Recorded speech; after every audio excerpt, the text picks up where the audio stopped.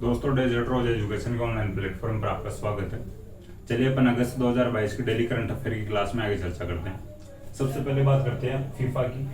जो फीफा ने all India football federation का निलंबन समाप्त कर दिया हाल ही में। देखिए, अपन ने पिछली क्लास में बात की थी, जो बैन लगाया था उसके लिए भी अपन बात किए थे। उस टाइम बात किए थे कि भाई फीफा ने ऑल इंडिया फुटबॉल फेडरेशन को निलंबन यानी बैन कर दिया है, निलंबित कर दिया है। 15 अगस्त 2022 को प्रतिबंध लगाया था फीफा ने। तो अब देखिए, इसको जो निलंबन वो समाप्त कर दिया है फीफा ने। तो इससे अब क्या होगा, भारत में जो है फीफा अंडर 17 वर्ल्ड कप का आयोजन किया जाना था, इसके ऊपर भी खतरा मंडरा गया था, इसको भी कैंसिल कर दिया गया था। लेकिन अब जो निलंबन समाप्ति के बाद में जो फीफा अंडर 17 वर्ल्ड कप का आयोजन 11 अक्टूबर से 30 अक्टूबर तक भारत में ही होगा। ठीक है, भारत में आयोजन किया जाएगा इसका। फीफा अंडर 17 वर्ल्ड कप का आयोजन 11 अक्टूबर से 30 अक्टूबर 2022 तक भारत में आयोजन किया जाएगा। ठीक है, इसको करेक्शन कर लेना या आप भी देख लेना। भाई पहले मैंने बताया था कि भाई जो फीफा अंडर 17 वर्ल्ड कप का आयोजन नहीं किया जाएगा, भाई बैन लगा दिया, तो अब इसका भी जो ये भी कैंसिल हो गया था। लेकिन अब वापस जो निलंबन समाप्त कर दिया फीफा ने, तो इसका आयोजन भी भारत में ही होगा। फिर बात करते हैं जस्टिस यू ललित की। देखिए, अपन इनके बारे में बात कर ली थी पहले, लेकिन उस टाइम इन्होंने शपथ नहीं ली थी। अब इन्होंने शपथ ले लिया। जस्टिस यू ललित ने देश के 49वें सीजीआई के तौर पे देश के 49वें सीजीआई की शपथ ले चुके हैं, चीफ जस्टिस ऑफ इंडिया। ठीक है, शपथ राष्ट्रपति ने दिलवाई है। वर्तमान में राष्ट्रपति है भारत की श्रीमती द्रौपदी मुर्मू, उन्होंने शपथ दिलाई है जस्टिस यू ललित को। देखिए, जो इनसे पहले जो जस्टिस यू ललित से पहले जो भारत के सीजीआई थे वो एन वी रमन्ना थे। ठीक है, जो जस्टिस यू ललित का कार्यकाल रहेगा 74 दिन का रहेगा। ठीक है, 74 दिन का कार्यकाल रहेगा। अब अपन ये भी देख लेते हैं भाई सबसे छोटा अब तक का कार्यकाल किन का रहा है और सबसे लंबा कार्यकाल किन का रहा है। देखिए, सबसे छोटा कार्यकाल रहा है कमल नारायण सिंह का। ठीक है, सबसे छोटा कार्यकाल रहा है सीजीआई के रूप में कमल नारायण सिंह का। 25 नवंबर से 12 दिसंबर 1991 तक, मात्र 18 दिन तक ये सीजीआई रहे थे। 25 नवंबर 1991 से 12 दिसंबर 1991 तक, यानी 18 दिन सीजीआई रहे थे जस्टिस कमल नारायण सिंह। फिर बात करते हैं सबसे लंबा कार्यकाल किसका रहा था। देखिए, जस्टिस यशवंत विष्णु चंद्रचूड़ का रहा था, वाई चंद्रचूड़। जस्टिस यशवंत विष्णु चंद्रचूड़, इनका जो कार्यकाल रहा था 22 फरवरी 1978 से 11 जुलाई 1985 तक, यानी 7 वर्ष और 136 दिन के आसपास रहा था इनका कार्यकाल। अब कैलकुलेशन कर लेना, इसे निकाल लेना। 7 वर्ष 136 दिन इनका जो कार्यकाल रहा था। जस्टिस यशवंत विष्णु चंद्रचूड़ का कार्यकाल सबसे लंबा रहा था सीजीआई के तौर पर 22 फरवरी 1978 से 11 जुलाई 1985 तक। देखिए, जो वरिष्ठता के आधार पर देखा जाए ना, तो अब नेक्स्ट सीजीआई बनेंगे धनंजय यशवंत चंद्रचूड़ बन सकते हैं। ठीक है, वरिष्ठता के देखिए, इसमें जो सीजीआई बनाते हैं उसमें वरिष्ठता का मुख्यतः ध्यान रखा जाता है, वरिष्ठता के आधार पर चुना जाता है। अगर वरिष्ठता को देखकर बनाया जाएगा नेक्स्ट जो सीजीआई, तो धनंजय यशवंत चंद्रचूड़ बन सकते हैं नेक्स्ट जो सीजीआई। जो ये धनंजय यशवंत चंद्रचूड़ है, ये इनके बेटे हैं जो यशवंत विष्णु चंद्रचूड़ के। ठीक है, फिर आगे बात करते हैं हम सुप्रीम कोर्ट की। सुप्रीम कोर्ट देखिए, सुप्रीम कोर्ट की स्थापना हुई है 28 जनवरी 1950 को। ठीक है, 28 जनवरी 1950 को स्थापना हुई है सुप्रीम कोर्ट की। जो सुप्रीम कोर्ट है भारत का, जो तिलक मार्ग नई दिल्ली में है। ठीक है, तिलक मार्ग का इतना इंपॉर्टेंट नहीं है भाई, दिल्ली में, अपने को ये ध्यान रखना है। और जो सुप्रीम कोर्ट का उल्लेख है संविधान में आर्टिकल 124 में है। ठीक है, आर्टिकल 124 में जो सुप्रीम कोर्ट का उल्लेख है, इसमें जो न्यायाधीशों की संख्या रहती है 33+1 रहती है, एक जो मुख्य न्यायाधीश होगा और 33 जो अन्य न्यायाधीश होंगे, यानी टोटल 34 न्यायाधीश होते हैं। ठीक है, ये याद रखना भाई, 33+1, एक मुख्य न्यायाधीश और 33 अन्य न्यायाधीश होते हैं। फिर इसके बाद में बात करते हैं अपन देश की प्रथम नाइट सफारी की। देखिए, जो सिंगापुर में चलाई गई, सिंगापुर में जो चलाई जा रही है, जो सबसे पहली है दुनिया में, सबसे पहले सिंगापुर में चलाई गई है। सिंगापुर की तर्ज पर जो उत्तर प्रदेश के लखनऊ में चलाई जाएगी। अब भारत की प्रथम होगी है, जो देश की प्रथम नाइट सफारी, यानी भारत की जो प्रथम नाइट सफारी होगी सिंगापुर की तर्ज पर उत्तर प्रदेश के लखनऊ के जो कुकरेल वन क्षेत्र में विकसित की जाएगी। 350 एकड़ में जो कुकरेल वन क्षेत्र है लखनऊ का, एक उत्तर प्रदेश के लखनऊ में कुकरेल वन क्षेत्र 350 एकड़ में विकसित की जाएगी। देश की प्रथम नाइट सफारी सिंगापुर की तर्ज पर विकसित की जा रही है। भारत के उत्तर प्रदेश राज्य में लखनऊ में विकसित की जाएगी कुकरेल वन क्षेत्र में। ये इंपॉर्टेंट है भाई, लखनऊ और यूपी याद रह सकता है, लेकिन कुकरेल वन क्षेत्र को आप ध्यान से देख लेना। देखिए यहाँ पर वन्य जीवों को बाड़े में न रखकर खुले आसमान यानी जो कैटल ग्रिड में रखा जाएगा। भाई बाड़ा जो जैसे कोई अभ्यारण्य में जो रखते हैं, जैसे नारगढ़ बायोलॉजिकल पार्क है, जो बाड़ों में रखे जाते हैं वन्य जीवों को, उनके अब इसमें बाड़ों में नहीं रखा जाएगा, खुले आसमान में रखा जाएगा वन्य जीवों को, जैसे कैटल ग्रिड में रखा जाएगा। ठीक है, अपने लिए इंपॉर्टेंट है। देश की प्रथम नाइट सफारी उत्तर प्रदेश लखनऊ में आयोजित जो विकसित की जा रही है, और कुकरेल वन क्षेत्र है। ठीक है, सिंगापुर की तर्ज पर विकसित की जा रही है। फिर बात करते हैं साहित्य अकादमी युवा पुरस्कार की। देखिए अपन ने थोड़ी बहुत चर्चा पिछली क्लास में बात कर ली थी इसकी, साहित्य अकादमी युवा पुरस्कार की, लेकिन अपन ने जो राजस्थानी में दिया गया था तो उसकी बात नहीं किए थे। तो देखिए साहित्य अकादमी युवा पुरस्कार 2022 भारत सरकार के संस्कृति मंत्रालय द्वारा घोषित किया गया है।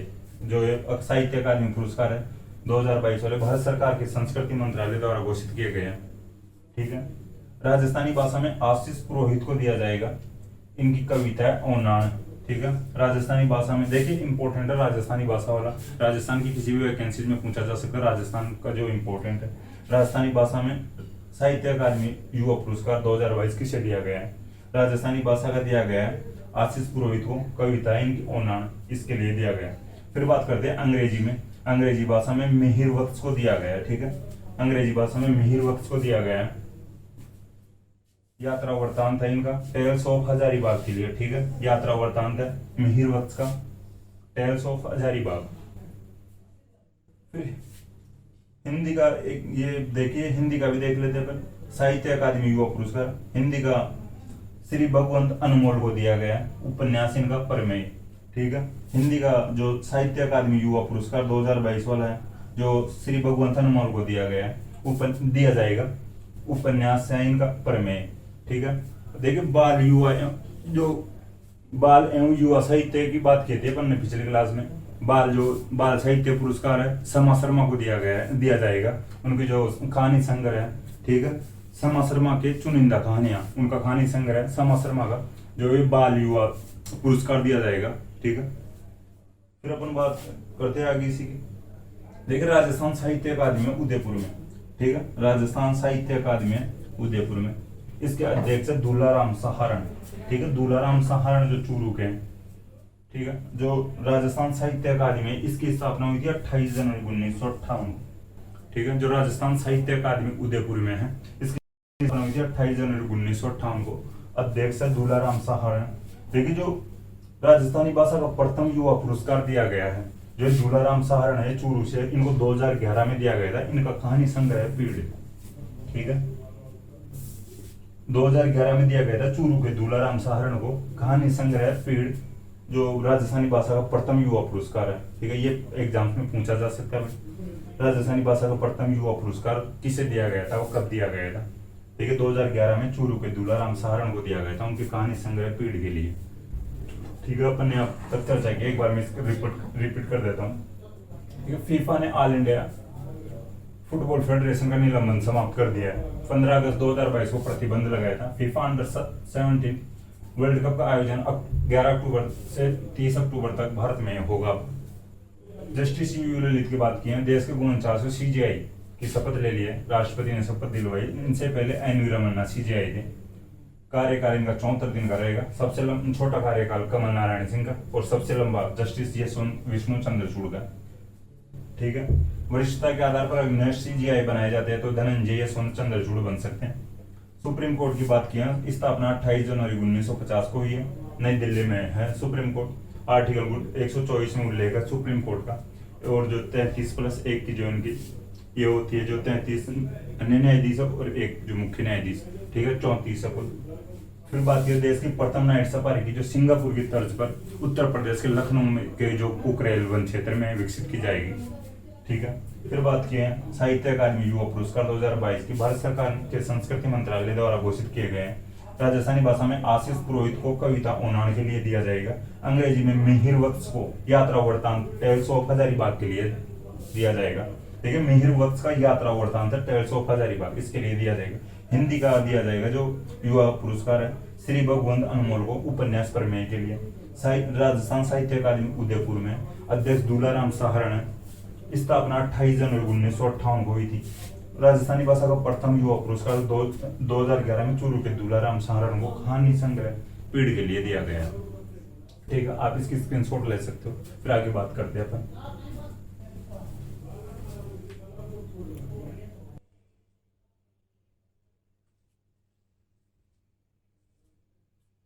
चलिए अपन आगे बात करते हैं।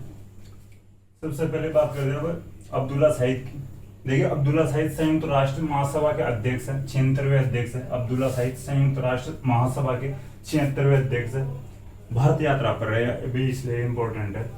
रविवार और सोमवार को भारतीय यात्रा पर रहे है जो अब्दुल्ला सईद, ठीक है, संयुक्त राष्ट्र सभा के जो संयुक्त राष्ट्र महासभा के अध्यक्ष है, जो रविवार और सोमवार को भारतीय यात्रा पर है।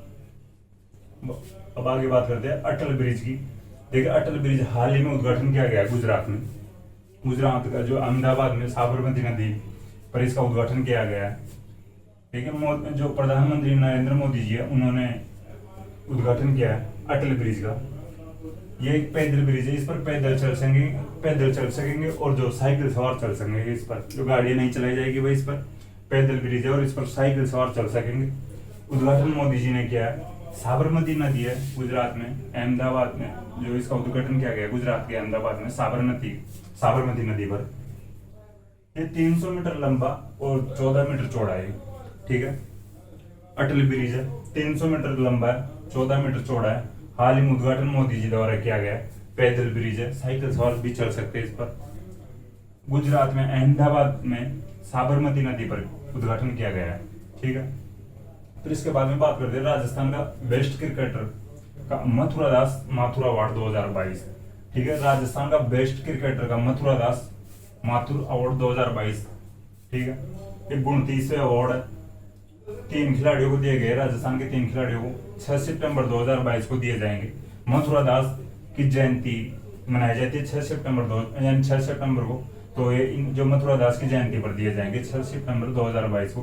राजस्थान के 3 खिलाड़ियों को चुना गया है। सीनियर 3 कैटेगरी में दिया जाएगा, सीनियर कैटेगरी और जूनियर कैटेगरी, सब जूनियर कैटेगरी, ठीक है। सीनियर कैटेगरी, जूनियर कैटेगरी और सब जूनियर कैटेगरी। सीनियर कैटेगरी में अनिकेत चौधरी को दिया जाएगा। देखो भाई याद रखना 2013 में भी अनिकेत चौधरी ये जो अवार्ड प्राप्त कर चुके हैं, ठीक है। अनिकेत चौधरी 2013 में भी अवार्ड प्राप्त कर चुके हैं जो मथुरा दास माथुर अवार्ड है। और जूनियर कैटेगरी में दिया जाएगा अनिरुद्ध सिंह को, ठीक है। सब जूनियर कैटेगरी में दिया जाएगा रोहन राजभर को, ठीक है। राजस्थान का बेस्ट क्रिकेटर का जो मथुरा दास माथुर अवार्ड 2022 6 सितंबर 2022 को दिया जाएगा मथुरा दास की जयंती पर, मथुरा दास माथुर की जयंती पर। सीनियर कैटेगरी में अनिकेत चौधरी को दिया जाएगा। अनिकेत चौधरी 2013 में प्राप्त कर चुके हैं। जूनियर कैटेगरी में अनिरुद्ध सिंह को दिया जाएगा, अनिरुद्ध सिंह को। सब जूनियर कैटेगरी में रोहन राजभर को दिया जाएगा। फिर बात करते हैं आगे एक राष्ट्र एक उर्वरक योजना। एक राष्ट्र एक उर्वरक योजना, देखिए जो प्रधानमंत्री जन उर्वरक परियोजना चलाई जा रही है उसी के तहत लागू की गई है योजना। एक राष्ट्र एक उर्वरक योजना प्रधानमंत्री जन उर्वरक परियोजना के तहत लागू की गई है। इसका उद्देश्य फर्टिलाइजर चोरी को रोकना, यानी फर्टिलाइजर की जो चोरी की जा रही है उसमें मदद मिलेगी इस योजना से। देखिए जो अब इसका एक ही ब्रांड आएगा मार्केट में, भारत ब्रांड के नाम से जो भी उत्पाद आएंगे जैसे यूरिया, डीएपी, एमओपी और एनपी 2 अक्टूबर 2022 से बाजार में अवेलेबल होंगे, बाजार में उतारे जाएंगे 2 अक्टूबर 2022 से नए ब्रांड भारत ब्रांड के साथ, ठीक है। इनका एक ही ब्रांड होगा सभी का, यूरिया, डीएपी, एमओपी और एनपी का एक ही ब्रांड होगा भारत ब्रांड। इसके साथ 2 अक्टूबर 2022 से बाजार में उतारे जाएंगे, यानी बाजार में मिलना शुरू हो जाएंगे। ठीक है, आगे बात करते हैं यूनेस्को शांति पुरस्कार 2022। ठीक है, यूनेस्को शांति पुरस्कार 2022। देखिए जर्मनी की पूर्व चांसलर है एंजेला मर्केल, उन्होंने जीता है। ठीक है, यूनेस्को शांति पुरस्कार 2022 पूर्व जर्मन चांसलर एंजेला मर्केल ने जीता है। देखिए शरणार्थियों का स्वागत करने के प्रयासों के लिए इन्हें दिया गया है ये अवार्ड। ठीक है, जो पुरस्कार है जो एंजेला मर्केल को शरणार्थियों का स्वागत करने के लिए, शरणार्थियों का स्वागत करने के प्रयासों के लिए दिया गया है। ठीक है, फिर बात करते हैं महिला समानता दिवस की। देखिए हाल ही में राजस्थान सरकार द्वारा मनाया गया। ठीक है, 26 अगस्त को मनाया गया राजस्थान सरकार द्वारा, प्रदेश की महिलाओं के गौरव के दिन के रूप में मनाया गया। ठीक है, प्रदेश की महिलाओं के गौरव के दिन के रूप में मनाया गया, राजस्थान सरकार द्वारा मनाया गया, 26 अगस्त को मनाया गया। ठीक है, 2000 जो महिला समानता दिवस 2022 की जो थीम रखी गई है, celebrating women right to vote. ठीक है, celebrating women's right to vote. ठीक है, महिला समानता दिवस मनाया गया 26 अगस्त को हाल ही में राजस्थान सरकार द्वारा। फिर बात करते हैं कि वन लाइनर है, राजस्थान सिविल सेवा अपील अधिकरण की स्थायी पीठ जोधपुर में स्थापित हो गया। राजस्थान सिविल सेवा अपील अधिकरण की स्थायी पीठ जोधपुर में स्थापित की जाएगी। ठीक है, अपन ने यहाँ तक बात की, एक बार मैं रिपीट कर देता हूँ इसको। देखिए अब्दुल्ला सईद की बात की अपन, संयुक्त राष्ट्र महासभा के 76वें अध्यक्ष है, भारत यात्रा पर रहे हैं हाल ही में, इसलिए चर्चा में अपने लिए इम्पोर्टेंट, इसलिए भारत यात्रा के लिए आए हुए हैं अभी। फिर बात करते हैं जो बात की अपन ने अटल ब्रिज की, हाल ही में उद्घाटन किया मोदी जी ने। पैदल ब्रिज है, साइकिल सवार भी चल सकेंगे इस पर, जो गुजरात के अहमदाबाद में साबरमती नदी पर उद्घाटन किया गया है। ठीक है, 300 मीटर लंबा और 14 मीटर चौड़ा है, नामकरण अटल बिहारी वाजपेयी जी के नाम पर किया गया है। जो इस अटल ब्रिज का नाम रखा गया, जो पूर्व प्रधानमंत्री है अटल बिहारी वाजपेयी जी, इनके नाम पर रखा गया इसका नाम। फिर बात की थी राजस्थान का बेस्ट क्रिकेटर का मथुरा दास माथुर अवार्ड 2022, जो 29वें अवार्ड है, 6 सितंबर 2022 को दिए जाएंगे। मथुरा दास की जो जयंती मनाई जाएगी 6 सितंबर को, तो राजस्थान के 3 खिलाड़ियों को दिया जाएगा। सीनियर कैटेगरी में अनिकेत चौधरी को, 2013 में भी यह अवार्ड प्राप्त कर चुके हैं अनिकेत चौधरी। जूनियर कैटेगरी में अनिरुद्ध सिंह को, और सब जूनियर कैटेगरी में रोहन राजपूत को दिया जाएगा। फिर एक राष्ट्र एक उर्वरक योजना की बात की अपन ने, जो प्रधानमंत्री जन उर्वरक परियोजना के तहत लागू की गई है। फर्टिलाइजर चोरी रोकना इसका मुख्य उद्देश्य रहेगा। नए ब्रांड भारत ब्रांड के साथ, देखिए ब्रांड याद है ना, भारत ब्रांड के साथ यूरिया, डीएपी, एमओपी और एनपी 2 अक्टूबर 2022 से बाजार में मिलने शुरू हो जाएंगे। फिर बात की यूनेस्को शांति पुरस्कार 2022 की पूर्व जर्मन चांसलर एंजेला मर्केल ने जीता है। शरणार्थियों का स्वागत करने के प्रयासों के लिए ये दिया गया है एंजेला मर्केल को। फिर बात की महिला समानता दिवस, जो राजस्थान सरकार में मनाया गया, राजस्थान सरकार द्वारा मनाया गया 26 अगस्त को। इसकी जो थीम रखी गई 2022 वाले महिला समानता दिवस की, celebrating women's right to vote. ठीक है, प्रदेश की महिलाओं के गौरव के दिन के रूप में मनाया गया है। फिर बात की लास्ट में राजस्थान सिविल सेवा अपील अधिकरण की स्थायी पीठ जो जोधपुर में स्थापित की जाएगी। ठीक है, अपन ने यहाँ तक चर्चा की, और अब जो पिछली क्लास में कुछ क्वेश्चन थे उनके मैं आंसर लिख देता हूँ और नेक्स्ट क्वेश्चन लिख देता हूँ।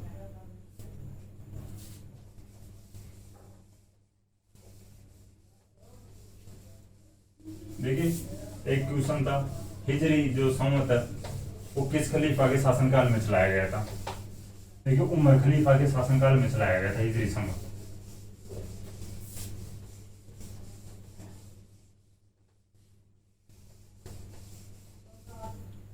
क्वेश्चन था हिजरी संवत की स्थापना किस खलीफा के शासनकाल में हुई थी। उमर खलीफा के शासनकाल में हुई थी।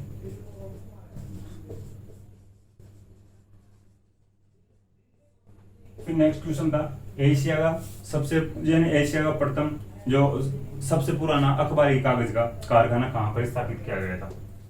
जो एशिया का पहला अखबारी कागज का कारखाना एक नेपा नगर में किया गया था। नेपा नगर में नेपा मिल है। ठीक है, मध्य प्रदेश में नेपा नगर, वहां पे नेपा मिल के नाम से जो एशिया का पहला अखबारी कागज का कारखाना स्थापित किया गया था।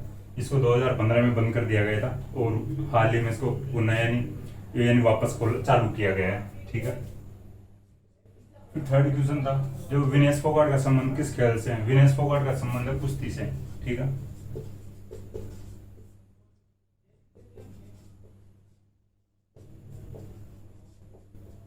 विनेश फोगाट का संबंध है कुश्ती से, महिला पहलवान है विनेश फोगाट। फिर नेक्स्ट क्वेश्चन था राजस्थान की प्रथम सौर ऊर्जा नीति कब लागू लाई गई थी? अप्रैल 2011 में लाई गई थी।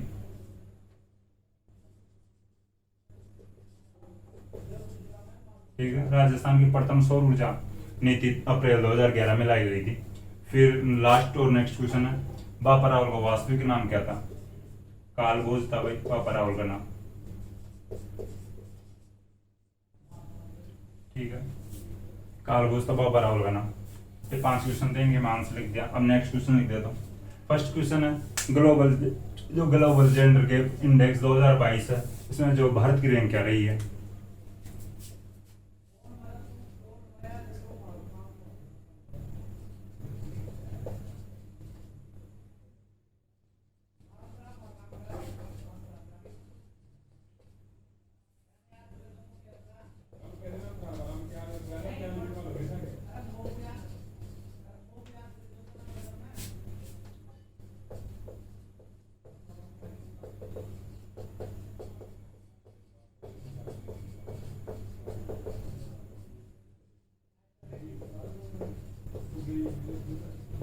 ठीक है, ग्लोबल जेंडर गैप इंडेक्स 2022 में भारत की रैंक क्या रही है? फिर नेक्स्ट क्वेश्चन है हाल ही में भारतीय रेलवे ने 3.5 किलोमीटर लंबी मालगाड़ी का परीक्षण किया है, उसका नाम क्या रखा गया है?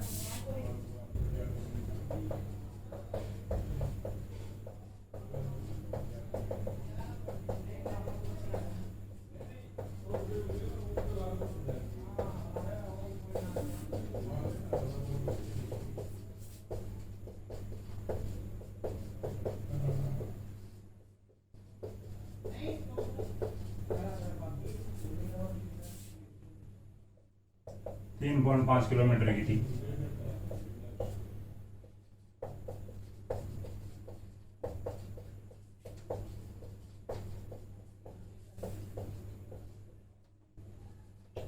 इस रेल का नाम क्या है?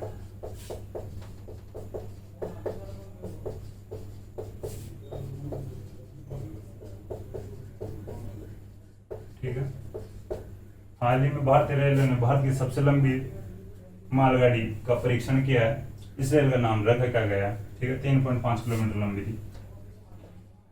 फिर नेक्स्ट क्वेश्चन है मनरेगा में 100% महिला मेट वाला जो राजस्थान का कौन सा जिला है?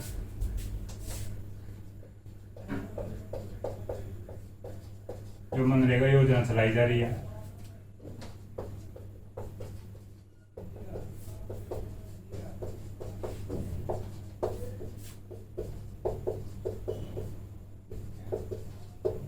राजस्थान का कौन सा जिला है?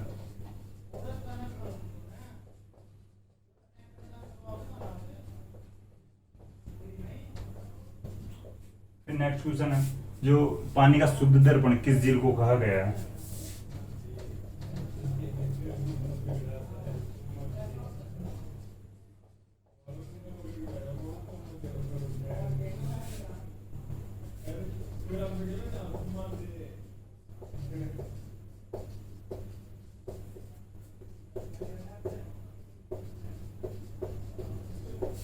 फिर नेक्स्ट क्वेश्चन है चंबल नदी की सबसे लंबी सहायक नदी कौन सी है?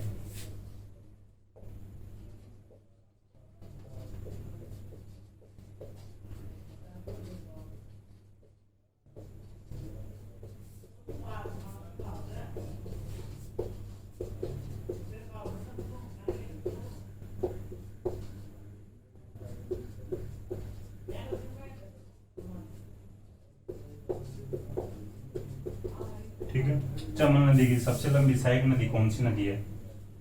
ये 5 क्वेश्चन है, इनके आंसर आप कमेंट बॉक्स में देना।